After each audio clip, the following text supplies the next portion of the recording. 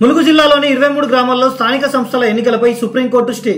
మంగంపేట మండల పరిధిలోని 23 గ్రామాలను నిజాం ఆర్డర్ ఆధారంగా గిరిజన గ్రామాలుగా పరిగణించాలని గతంలో తీర్పునిచ్చిన హైకోర్టు దీన్ని సవాల్ చేస్తూ సుప్రీంకోర్టును ఆశ్రయించిన ఆ గ్రామాల్లోని గిరిజనేతర ప్రజలు ఈ పిటిషన్ను విచారించి హైకోర్టు ఇచ్చిన తీర్పును నిలిపివేయడంతో పాటు ఆ 23 గ్రామాల్లో స్థానిక సంస్థల ఎన్నికలపై స్టే విధిస్తూ మధ్యంతర ఉత్తర్వులు జారీ చేసిన సుప్రీంకోర్టు. పల్నాడు జిల్లా నకరేకల్ పోలీసులు భారీ దొంగతనం గ్యాంగ్ ను పట్టుకున్నారు. ద్విచక్ర వాహనాల దొంగతనానికి పాల్పడిన 5 ముద్దాయిలను అరెస్ట్ చేసి మొత్తం 35 బైక్లను స్వాధీనం చేసుకున్నారు. వీటి విలువ దాదాపు 25,70,000 రూపాయలు.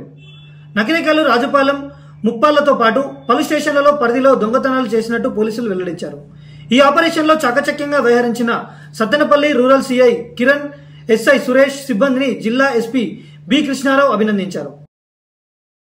మొదటిసారి టీడీపీ ప్రవేశపెట్టిన తీర్మానానికి మద్దతు పలికిన వైసీపీ విశాఖ స్టీల్ ప్లాంట్ ను ప్రైవేటైజేషన్ కాకుండా కాపాడినందుకు కేంద్రానికి అభినందనలు తెలుపుతూ తీర్మానం ప్రవేశపెట్టిన మంత్రి నారా లోకేష్, ప్రధాని మోదీ, ఆర్థిక శాఖ మంత్రి నిర్మలా సీతారామన్, మంత్రి హెచ్డి కుమారస్వామిని అభినందిస్తూ అభినందన తీర్మానాన్ని అంగీకరిస్తున్నారా లేదా అంటూ ప్రతిపక్ష వైసీపీని నిలదీసిన మంత్రి లోకేష్ తీర్మానానికి అంగీకారం తెలిపిన వైసీపీ తీర్మానం ఏకగ్రీవంగా ఆమోదం పొందినట్లు ప్రకటించిన శాసనమండలి చైర్మన్.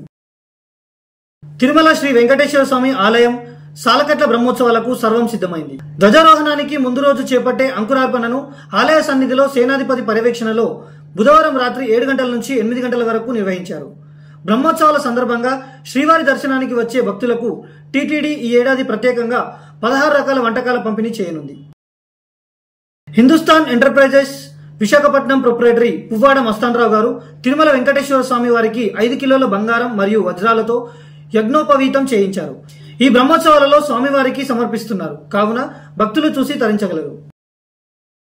జీఎస్టీ తగ్గించడం వల్ల తెలంగాణ ప్రభుత్వానికి 7,000 కోట్ల రూపాయల నష్టం కలుగుతుంది అని కాంగ్రెస్ మంత్రి పొన్నం ప్రభాకర్ తెలిపారు.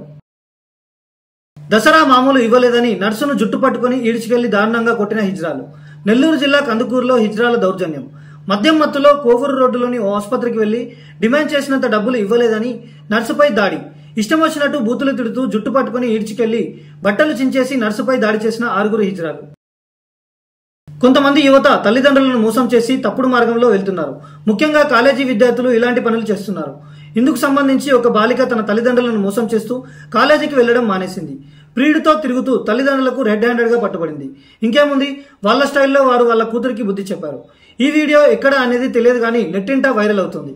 యువత ఇలాంటి తప్పులు చేయకుండా ఉండాలి అంటే తల్లిదండ్రులు పిల్లల్ని సరైన మార్గంలో నడిపించాలని నెటిజన్లు అంటున్నారు. అదేవిధంగా తమ పిల్లలకు కూడా సరైన అవగాహన కల్పించాలని కోరుతున్నారు. కవిత జాగృతిలోకి మాజీ ఉద్యమకారులు. రాష్ట్ర సాధన కోసం అందరం కలిసి పనిచేసి విజయం సాధించామని తెలంగాణ జాగృతి అధ్యక్షురాలు కవిత అన్నారు. తదుపరి లక్ష్యం సామాజిక తెలంగాణ కోసం పనిచేద్దామని ఆమె పిలుపునిచ్చారు. ఆత్మగౌరవంతో కూడిన తెలంగాణ కోసం పనిచేద్దామన్నారు. పునరీకరణ కోసం ఉద్యమకారులంతా కలిసి పోరాటం చేయాలని ఆమె పిలుపునిచ్చారు. పాత ఉద్యమకారులంతా ఒక్కటైతే మన పవర్ ఏందో తెలంగాణ సమాజానికి తెలుసని తెలంగాణ జాగృతి చీఫ్ కల్వకుంట్ల కవిత అన్నారు. సీఎం చంద్రబాబు గారితో కలిసి మంత్రి నిమ్మల రామానాయుడు కుమార్తె వివాహ వేడుకకు హాజరైన మంత్రి నారా లోకేష్. గౌరవ సీఎం చంద్రబాబు నాయుడు గారు భువనేశ్వరి గారితో కలిసి మంత్రి నిమ్మల రామానాయుడు కుమార్తె వివాహ వేడుకకు విద్యా, ఐటీ శాఖల మంత్రి నారా లోకేష్ హాజరయ్యారు. పశ్చిమ గోదావరి జిల్లా పాలకొల్లులోని బ్రాడీపేట బైపాస్ రోడ్ ప్రాంతంలో ఏర్పాటు చేసిన కళ్యాణ వేదికకు వచ్చి నూతన వధూవరులు శ్రీజ, దుర్గా, హరిహర సాయి, పవన్ కుమార్లను ఆశీర్వదించారు. వైవాహిక జీవితంలోకి అడుగుపెడుతున్న నూతన దంపతులకు పుష్పగుచ్చం అందించి శుభాకాంక్షలు తెలిపారు. ఈ కార్యక్రమంలో పలువురు టీడీపీ ప్రజాప్రతినిధులు, నాయకులు పాల్గొన్నారు. గ్రూప్ 1 ర్యాంకర్లకు తెలంగాణ హైకోర్టులో ఊరట. గ్రూప్ 1 మెయిన్స్ పరీక్షల ర్యాంకుల విషయంలో తెలంగాణ హైకోర్టు సింగిల్ బెంచ్ ఇచ్చిన తీర్పుపై డివిజన్ బెంచ్ స్టే విధించింది. దీంతో గ్రూప్ 1 ర్యాంకర్లకు టీజీపీఎస్పీకి భారీ ఊరట లభించింది. ఈ నిర్ణయంతో గ్రూప్ 1 నియామకాలకు లైన్ క్లియర్ అయింది. గ్రూప్ 1 తుది మార్కుల జాబితా, జనరల్ ర్యాంకింగ్స్ ను రద్దు చేస్తూ ఇటీవల సింగిల్ బెంచ్ ఇచ్చిన తీర్పుపై టీజీఎస్పీ డివిజన్ బెంచ్ లో అప్పీల్ చేసింది. ఈ నేపథ్యంలో బుధవారం హైకోర్టు డివిజన్ బెంచ్ విచారణ జరిపింది. ఏపీ రాష్ట్రంలో 7.5 కిలోమీటర్ల రైల్వే సొరంగం. నెల్లూరు, అన్నమయ్య జిల్లాల సరిహద్దుల్లో దక్షిణాదిలోనే అతి పొడవైన రైల్వే సొరంగం ఉంది. 2,000 కోట్ల రూపాయలతో ఓబులవారిపల్లె నుంచి కృష్ణపట్నం వరకు 113 కిలోమీటర్ల రైల్వే లైన్ ను 2019లో నిర్మించారు.